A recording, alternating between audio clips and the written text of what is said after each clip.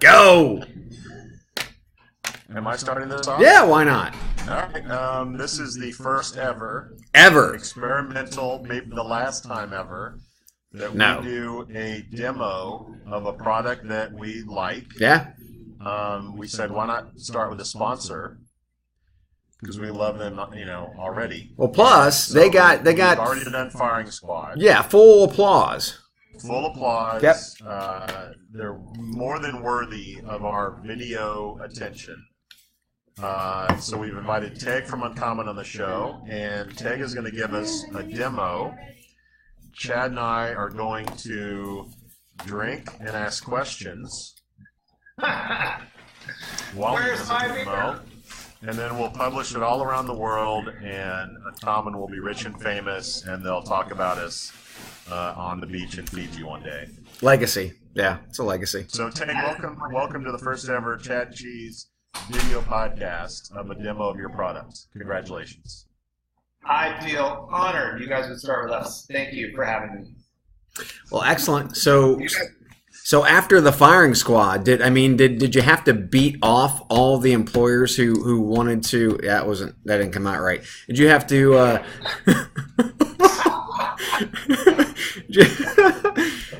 Carry on. I can't come back from that one. Carry. It's been invaluable to our marketing. Thank you very much. Yeah, we promoted the whole now, Chad. We got a picture of you, Chad, right on the center of our website. Whew. Yeah, man. Like Chad says that we're good. Yeah. How's it going since we had the Firing Squad? You guys got a bunch of money. Like, how's business? Business is awesome. Well, we did something else also, smart thing in the meantime. We hired our sales team. So we have actually people that can talk to all the interested employers and companies that are coming in. So yeah, we're growing our top line very nice. So we've got a steady stream of companies coming in. Then we got a mix of large employers and recruiting agency. Both of whom, they're a little different in the way they operate, but both of whom find the product really valuable. Yeah. So here's the challenge today, Teg. So when you were on Firing Squad, you had said that Uncommon was simple, intuitive, had side-by-side comparisons, all these wonderful things that we couldn't prove because it was a podcast and there was no video. So today, you get to show us all the cool shit. Right. You couldn't see it, so I can say whatever I want. Show us the easy button, Teg. Yeah, and then you guys came up with this, and now I actually have to, put my money where my mouth is, and I'm in trouble. Time to prove it. So give us your demo, and we're going to shoot it full of holes. Okay. Sorry, I'm not so sure I like the last part, but here you go. I'm putting holes for you guys to find, so I'm confident in that. I'm just going to move on over to share. There's you guys. Oh, wait, that's a big Joel. Nobody wants a big Joel. Hello, there it is. Can you see that? Sure can. All right, welcome to the Uncommon dashboard. So I'm not sure the best way to show you. I'll just run through, and you guys stop me when you have questions. I'm sure you will, right? Yep. I'd say, Chad, pretend we're a prospect, right? Yep. Exactly. So here, what I'm showing you actually is the Uncommon dashboard for Uncommon. So I'm showing you actually the interface that we use to hire new employees at Uncommon. Cool. So we do our own dog food, as I mentioned before. So I'm actually currently hiring for, I showed you last time, or I talked to you last time about the product manager role that I had open. I used to demo it, not all the time. I've actually hired a product manager off this platform. She's amazing. And now we're hiring for a business analyst. So business analyst, we're looking for someone who can, we're accumulating now with all the open positions that we have listed and all the job seekers coming in, we're accumulating huge amounts of data. Mm-hmm. And I need to hire someone who can use SQL and business intelligence tools like Tableau and so on to query that data and help us answer questions about our business, like which customers are, the most important customers, and which positions are doing great, and which positions need our attention, and so on and so forth. So how does the impetus, is the job description, the actual requisition opening, take us from there? The job position opens. How does it get into Uncommon, and then how do all these wonderful candidates flow into the system? Exactly. Okay, so I'll show you the process of listing a new position, and we'll come back to this screen, because this is really the screen that you're going to use after you've listed your business analyst position. Gotcha. And you're ready to now review candidates that are coming in for that position. And as you know, we showcase for you we screen for you the qualified applicants and only show you those and then only charge you for those. But let's back up and see how we even get to that position. So let's go and add a new position. In this case, I have to say the position belongs to me. And let's say I'm going to go start from scratch and I want to set up this business analyst position. All this stuff is going to look a lot like any job board that you've been to, or even an ATS that you've been to in the past. Try to make things really streamlined, but we show you the parts that are really unusual. So this is a job description. It's actually the real one we're using and we're showing to our candidates. This is going to appear, as you can imagine, later in front of candidates. I'll show you how that works. Okay. So before I can move on, I got to preview that listing. Looks good to me. So here's where the magic happens. When I click next, our system is going to use the first piece of AI, the one that takes the job description and tries to understand it and understand what the qualifications actually are. So here we go. We extract the qualifications, and we can now read through, and you can see that these qualifications have been extracted from my position. I can go back in a minute and show you what they were, where each one came from. But I was looking for someone with 3 or more years of experience in a related job. I was looking for someone that had a bachelor's in a mathematics or engineering degree. This entrepreneurial thing is not so important to me, actually, so I'm going to remove that. And definitely I need someone that has Excel. I'm actually going to need other skills as well. We'll go through that in just a second. Well, one thing I want to point out here is that... Teg, is there any hierarchy in those qualifications? I mean, it looks like you can move things up and down, or no? Yeah, you can. For example, let's say I make my bachelor's preferred instead of required. So if I put those down, so I want to point out a few things here. First of all, these qualifications are very, very important to the success of your position. And the reason is that our system is going to use this formal description of what you're looking for when they're doing sourcing and screening. So we're going to source in places where we believe we can find people who have these qualifications, and then we are going to screen people, the applicants, for these qualifications. And then, most importantly, we are going to charge you only for people that meet these qualifications. So it's very important that you take this seriously, or that our employers take this seriously, and they really think about what they're interested in, because we are going to find and ask them to pay for the candidates that meet these criteria. Right. So the criteria is the required qualifications, right? Is that the criteria that you're really setting the bar at? The required qualifications are the criteria, and that's why we'll talk about the forecast in a second. But I just want to point out we have a very flexible language, like set of qualifications. If I wanted to put in a new skill that I hadn't mentioned before, like if I want someone to have Tableau software, note that I could have asked for table saws as well. But that's just a nice little reminder for me to tell you that the quality. I'm demoing here on Uncommon, which is obviously a tech company, and I'm looking for a relatively technical role in a tech company. Yeah. But our models aren't in any way biased towards or built or designed for technical recruiting. We have customers, of course, that use us for technical recruiting. We also have customers that use us for healthcare recruiting and for,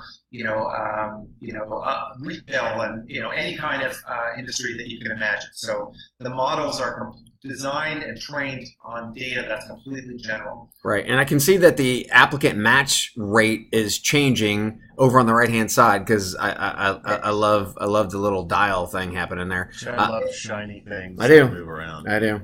Exactly. This is the second piece of AI that we're using now. So the first piece was to be able to automatically extract these qualifications from your job description. And, that's, in this use case I'm showing you, that's not essential, but we work with companies that onboard hundreds or even thousands of positions at a time. So they just give us their ATS feed, for example. So you can imagine that the automatic prediction, extraction of qualifications in those cases is really important, because they're not going to go through manually and find them each.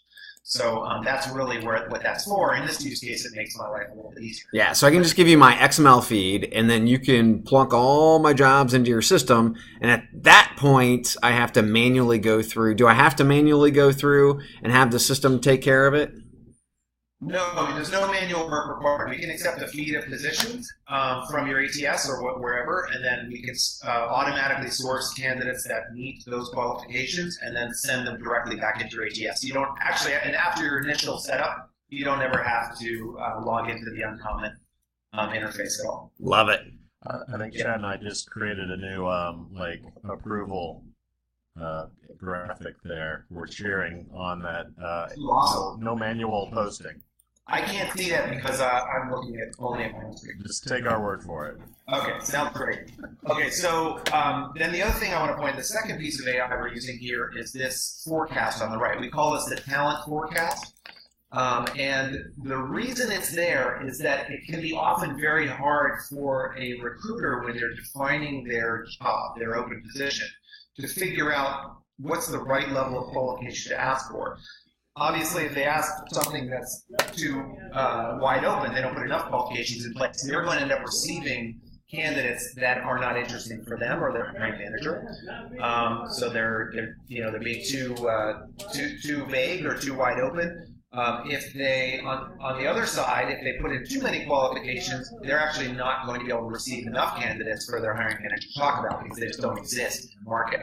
So what we've done here is we've taken a snapshot of the market. So this is trained off of 50 million resumes of job seekers in the United States, and which are distributed across vertical industries and across different geographical locations. And we're using that data to look at how many people are available that have the set of skills here that we're asking for. And it's live. So, yes. That 50 million number has been pretty consistent since you guys launched. Is it going to get bigger? Is there attrition and you're like churning through candidates? Talk about that for just a second. Sure, yeah. No, there's actually a big difference between the data we use for training and the data that we're accruing on a daily basis. Yeah. So we are definitely adding to it in the sense that every day we're going and sourcing candidates for all of our open listed positions. But still, I want to remind you guys we're a very young company, so that number is not creeping up in the millions yet. I hope that someday it will. But at the moment, that number is creeping up in the thousands, not in the millions. And so the actual difference to our current data set we use for training is very, very small. We license the initial database of resumes for that initial training of our AI systems. Gotcha. So if I'm a company, can I actually choose to utilize our database to actually go off of and also the selection process as well? Good question. So first of all, the database, yes, in terms of, I'm not sure you would want to retrain our models with a company's own internal applicant data, but certainly there's a use case that we have discussed with large employers for leveraging our technology that we haven't gotten to yet, but the automated screening technology, leveraging that across their current database of applicants. So that's something that I think is potentially valuable conversation. Gotcha. Yep. So a few things here. Notice, first of all, that this is live. So if I remove requirements of my qualification, I'm obviously opening up the market of potential candidates. And as I add things back, let's bring back where I had a degree down here, the bachelor's degree. Drag that up. Teg? Yeah. I know that you're in Cisco, which I'm sure is a hot spot for your product. But if you're in Toledo or Fargo or any sort of random destination in the U.S. or globally, is this product as effective? Absolutely. In fact, it can be more useful in some ways in that your talent pool might be smaller, for example, and it may be more important for you to understand the impact of the qualifications that you're putting on. The qualifications you're adding, the impact of those on the available supply in your geographic area. Does that make sense? So our talent forecaster is geographic. So if I go back here and I change this to another market, like Tulsa, Oklahoma, and then I move forward, you can see that I am not able to find a business analyst with 3 years of experience, bachelor's in a technical field, and experience with Tableau software. Ah, that's nice. So now you know if you're the same company, obviously you've got a location in San Francisco and in Tulsa, you know right out of the gate that your qualifications that are coming from the West Coast aren't going to translate into Tulsa, Oklahoma. Totally. Yeah. And I want to, I want to let you know that this is actually, this took us quite a bit of research to build. We're going further. I don't want to announce to you yet because I don't have a demo for you, but let's say in another month, I'd like to demo for you an upgrade of this, which actually will show pricing information. Oh, that would be sweet. Yeah, I'll leave it vague for right now, but basically, if you think about it, when I say that a candidate is harder to read, right, when I'm saying that you're being too strict, some of those candidates might still be out there, but you need to pay more to see them. Mm-hmm. That would be true on a CPC job board, and that would be true, in any other kind of advertising method you can imagine. So right. we'll save that for later, but in the real long-term impact or the real long-term vision of this for me is essentially price and volume information. So nice tease. Information. Nice tease. Okay, so we've gotten past this. We get the applicant match rate, which I love. Now what's next? Looking at budget, I guess. Yeah, we asked you to set up a budget. Not very interesting at the moment. You can see, you can set basically a cap on your monthly spend. That also serves as a cap as a goal, like try, of course, to satisfy your 10 applicants per month with the level of advertising that we're doing for your position. And then when you're done, I'm just going to discard those so I don't muck up the account here. Is there a minimum that you require? Is it $50 minimum, so 5 candidates a month, which is really, so low that people, I think, wanting to spend less than that would not be serious. So, yeah, so now we've got our candidates are starting to arrive, right? So we've got people in the unqualified bucket here, and I've got 100 of them in this case, and I've got people in the qualified bucket. And for each person, this is first of all, we do the automated screening for you. That's really important, I think, to recognize here that on another system, if you were buying these candidates on a job board, you'd be paying for all 104 of them. But in our case, you're only paying for the 4 candidates that actually meet your criteria. But real quick question, what if I set my budget at 5 candidates, but I had 10 that came in as qualified? What would you do to be able to get either hide those 5 candidates, or how does the system actually work at that point? Yeah, pay to unlock them or something. What we try to do is actually take your posting down so that we don't continue to spend money when you feel like you're done spending money. So, gotcha. We pull your posting temporarily off of the paid services that are generating candidates for us and for you. And secondarily, we do, if some people still come in, even though we're not advertising it, and that can happen because, let's say, your position, all the job boards that we post on don't update immediately, for example. So you can still go over, right? So what we do is we lock those candidates. I don't have any to show you here right now what they look like, but they look the same as these candidates, except they have a red box around them. And if you want to view those candidates and view the resume, you've got to open up more budget. Gotcha. But now, here's the key thing I want to show you. That we show you the resume that the person applied with on the right, and on the left, we show the side-by-side comparison. This is exactly what we were talking about when we talked on the podcast a few weeks ago. You asked for someone who's got a contributor level. This person's actually more than that, senior manager level. You asked for someone that has 2+ years as a business analyst. This person's bringing 4 years of business analyst. You asked for someone who's got these various kind of SQL skills. This person's got that. You asked for the bachelor's in STEM. This person has a master's in information services and so on, a very long degree. You asked for these particular skills, they have it. So the reason, we're putting this person in the qualified bucket, and the reason we're charging you for this person is this person matches every single one of the required qualifications that you specify.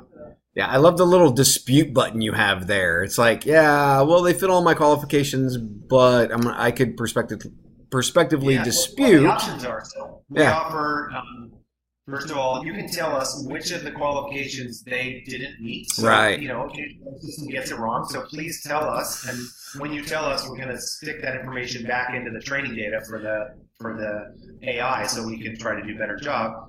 And also, we have an honor system here. I already know this candidate. So, as you are well aware, if you worked with recruiting agencies in the past, there are no honor among thieves. Is that what you're trying to say? Recruiters are the most honest people, actually. Yes, they are. So there should be no issue whatsoever on gaming this. We actually haven't seen gaming of this before, but we have seen other weird kind of gaming, but it didn't come from recruiters. Wait till your cost goes up to $100 a candidate. Fair enough. We can talk more about that as well. Dynamic price is something else. I do have a question, Teg. Yeah. So this is a combination of when you post your job, you're not only pulling from the 50 million bucket that you already have, but you're also pushing these jobs out through a variety of programmatic job distribution, or talk about that, because initially I thought you were getting everyone from that $50 million or 50 million candidate bucket, but it sounds like you're also pushing them out. No, in fact, I want to be clear. Actually, we're not getting any of these people from the 50 million bucket. So that is a bucket of resumes of people who, yes, were job seekers at a certain point in time. But they haven't applied to your job. They're not interested in your job, so I'm not going to send them to you. Remember, we're only charging on interested and qualified candidates. So these candidates are all interested. These are candidates that you can see here have applied to your position on a certain date.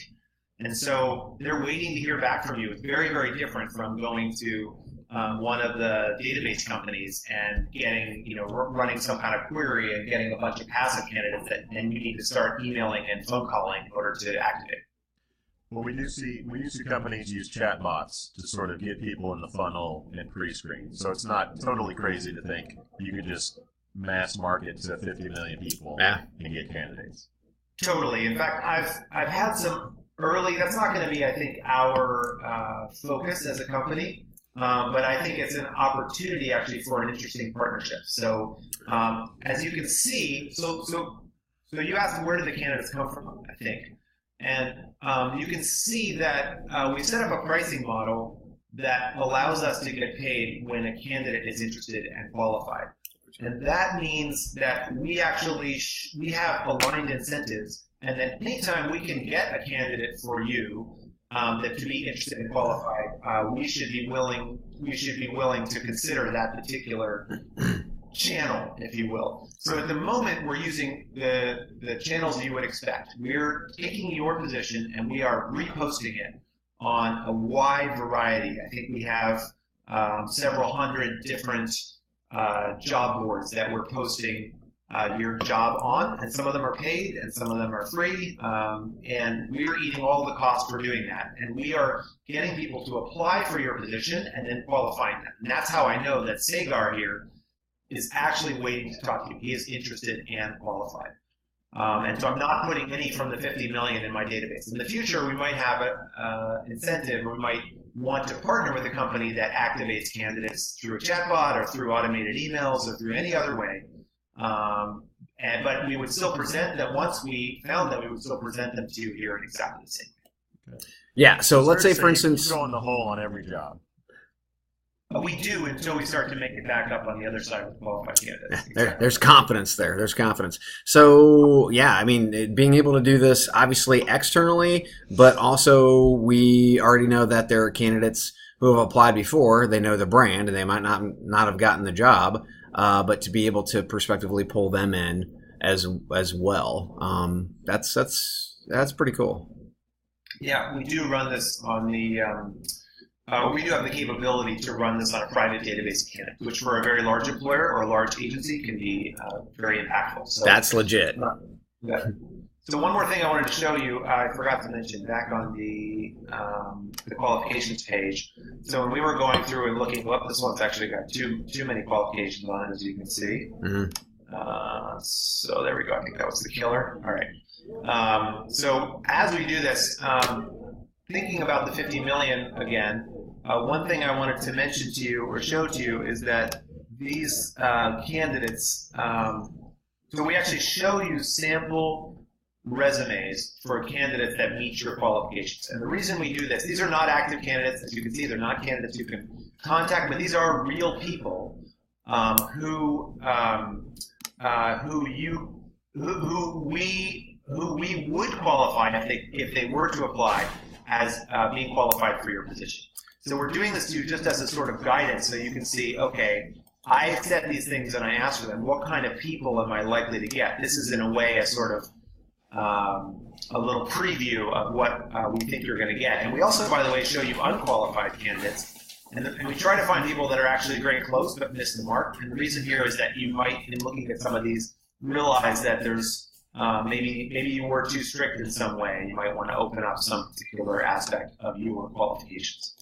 Well, and if you start out too strict, can you back it off so that it's not as strict because you're not finding the people in Tulsa, Oklahoma that you thought you would? Exactly. There are two ways to do that. One is, so back here in my analyst position, one is that I can actually go into the unqualified bucket and find people that I think are interesting. Mm-hmm. So I can look at each one of these unqualified candidates as well and see what it is that they're missing. And I can then I can actually just go and message them anyway. So but in order to do so, I gotta mark them as qualified. So I have to move the qualified bucket, which means therefore they become a candidate that you need to pay for, and then send them a message. Exactly. So this is one way for us to get people to A, consider candidates they wouldn't have before, and B, make additional revenue. But there's another way, which is, as you saw here, as I'm looking, I can actually go through and hit this edit qualifications bucket, and I actually can go through and remove some of the qualifications, actually I just did a minute ago, and say, okay, and now that I opened that back up, that's great. When I click done, I'm actually now going to resort all of the candidates in here, and we're going to move some over, because I just moved some qualifications, we're going to move some over from the unqualified to the qualified bucket. It may take a couple minutes of going through all of the candidates that are in the system and reshuffling them. I don't know if you remember, but we had 4 qualified before. With that change I just made, we now have 22 qualified candidates. Nice, nice. So from a tracking standpoint and recording, reporting, all that other happy, boring, as Joel would say, OFCCP stuff, do you actually record all those changes because you know how the job came in at first, you know what the primary setting was, but any setting after that, do you record it and can you report off of it? We can. We don't have, like, I can't show you a nice UI here, but okay. I cannot show you a nice UI, but we do have essentially a change log or a history for all of these different objects that we have. Gotcha. So let me see. I can just give you one as an example. Where is it? Under qualifications, I think because I'm a super user. Yeah, so look at this. This is actually just for me. We don't show this to our customers. But you can see even the change I just made a few minutes ago. You can see the change I made there. You can see other people came in and made changes to this particular position in the past and when they made those changes. That's nice. That is nice. Custom report for someone if they needed that for compliance purposes. When you message someone, I assume it's email, correct? Exactly. Let me show you that. We do. We shift to email on messaging. I think at some point in the future we'd like to add text messaging, other things. So we have a little template message. You can feel free to, change whatever you want. Totally up to you. You can save that as your default if you want for your account, and then you can send it off to them. When the candidate replies, obviously they reply directly back to you. Right, so here's an example. Hi, Gayatri. You're a star. There's a few little templates you can use in there. Nice. So their replies go to your email and your Uncommon dashboard, or just one? They just go to your email. At the moment, we're not running an email proxy service like LinkedIn does. Okay. Probably at some point in the future we'll add that. Excellent. So, process seems very easy, very intuitive. I mean, you're paying for what you get, and if you need more, then you're going to pay more. What else? What have we missed? What else? What other kind of cool stuff are you guys doing that you'd like to show off? Yeah, I think in terms of the demo and what we can sort of see in the UI, that's really the bulk of it. The innovation, there's a couple things that are happening right now that are really interesting on the product front. One is that we're working with larger and larger customers, so we're needing to support doing all of these kind of operations in bulk. So I think I already hinted about a couple of them. That's onboarding positions from a feed and keeping the position synced with the feed. That's the first step. The second step is then pushing candidates back into the ATS. So using the ATS's APIs to automatically submit the qualified candidates back into the ATS. That's something which we've done. We've done a few ATSs, but we have definitely a long list to work through. But for anyone who's listening, I want to mention that we are.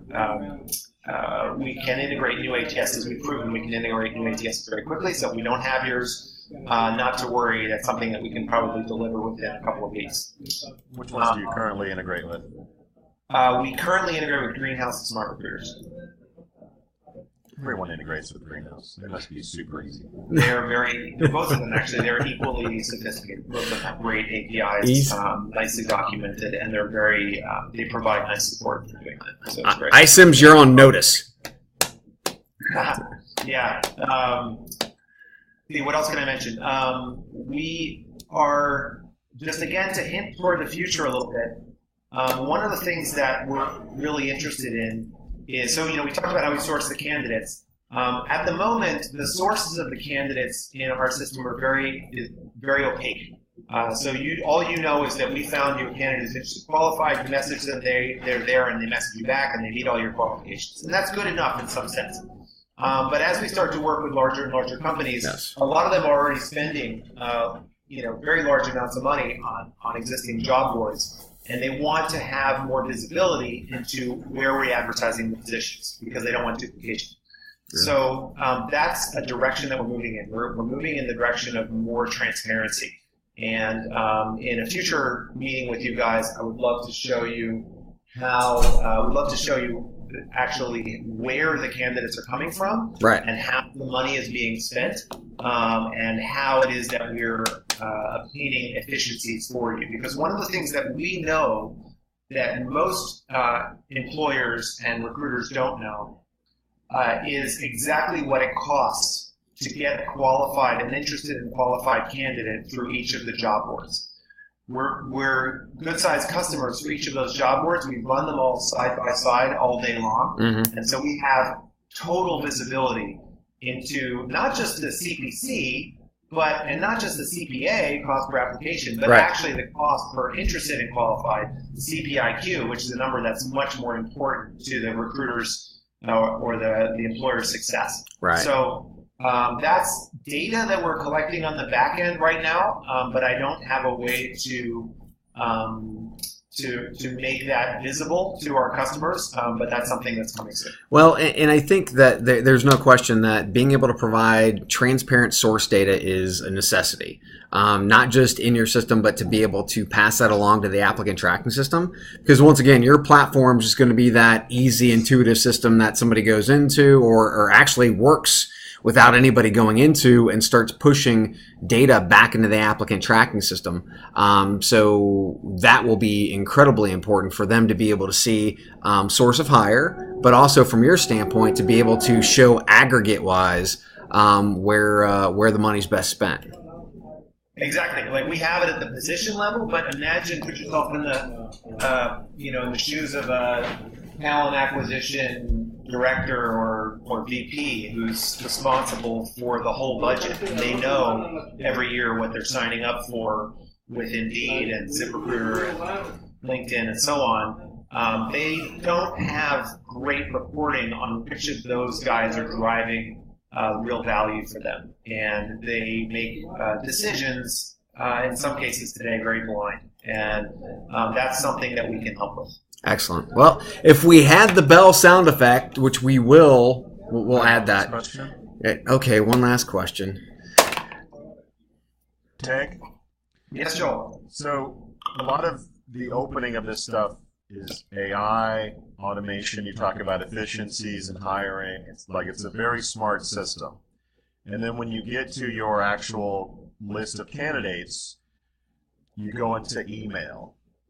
You mentioned text messaging, which I think is great, but should we expect more automation around the outreach component to this? In other words, Google's Duplex will make calls for you going forward, or at least that'll eventually happen. I need a haircut. Have chatbots like outreach to these folks and create a conversation that way. I mean, is that coming? Or are you going to keep this sort of AI until the point of you contact someone and then it's manual?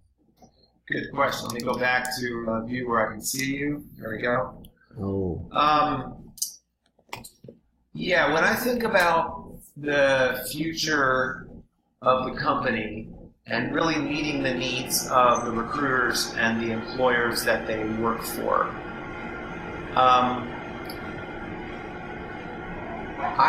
I think that there's a tremendous amount of value we can create now just in helping them to optimize, to source in an efficient way. But I do think that there are some exciting technologies there on the horizon.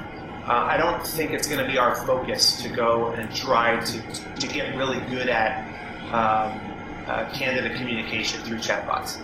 I wouldn't rule it out. Maybe at some point we solve all the other obvious problems in front of us. It's something we work on. I'd be very open to partnering, for example. So we talked about this earlier, but if there are companies that can source qualified candidates efficiently because they're able to qualify them through an automated interaction, or activate their interest through an automated interaction, absolutely, that would be a great partner for us. And I'd love to, if you think about it, sort of include them in the list of sources that we're using.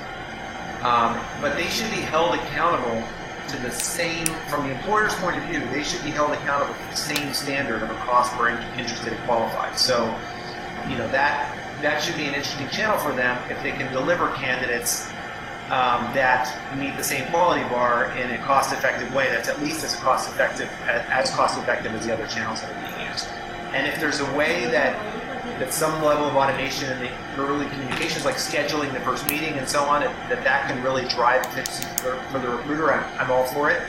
But I also know that the ATS does a lot of that work as well. So I'm really imagining a future, and this could change, but I'm imagining a future where we really focus on sourcing efficiently, and we let the ATS do the stuff it's really good at, and we let the passive outreach bots do the stuff that they're really good at, and we serve as just sort of a transaction layer between all those guys.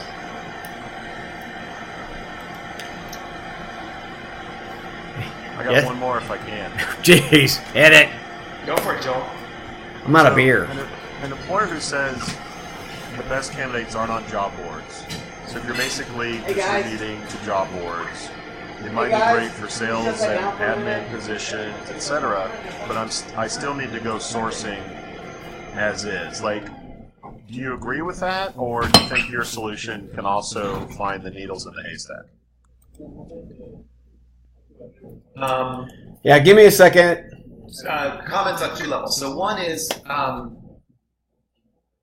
don't think you should ever shut off your active candidate acquisition process. Your channels, they are very inefficient today because of the very low quality candidates that are being mixed in and coming in and wasting your time and money. So as you get rid of those, if you didn't have to deal with that at all, it's a good channel to have, even if you believe that most of your important applicants are going to be coming through a passive channel. Why not have that channel open? If you're not, especially in our model, you're not going to pay for any of the unqualified ones. So set your quality bar where it really is, and talk to the candidates who come through that channel. There's no reason that you wouldn't want to do that, as far as I can understand.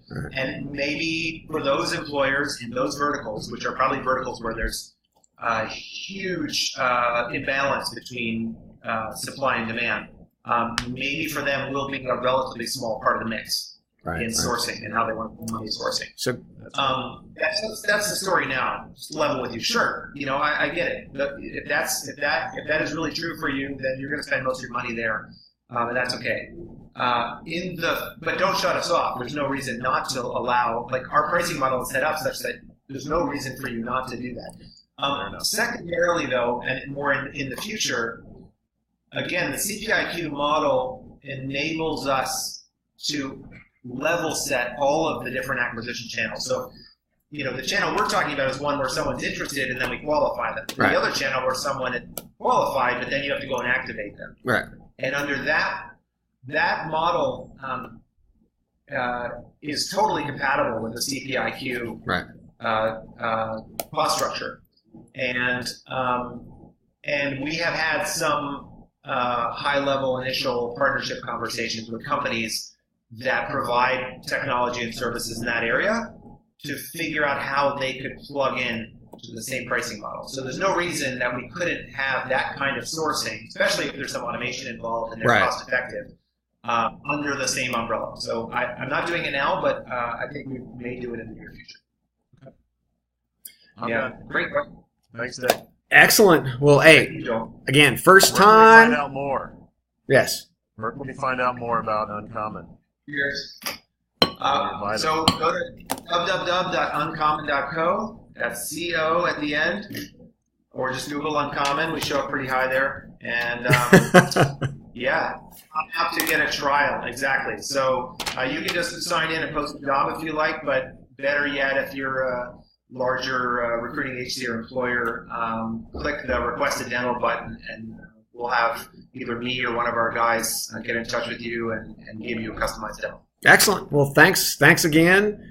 Very first, I don't know what we're going to call this thing, but Teg's the first, so it doesn't matter. We appreciate it, man. And big applause. What happened to the sound effects? Hey, this is the first one, man. We're getting there, okay? Yeah. So make sure you listen to the Uncommon exclusive podcast from the Chad and Cheese podcast. We appreciate it, man. Thanks. Thanks, Teg. Thank you both so much. It's always a pleasure. Thanks. Okay, bye-bye.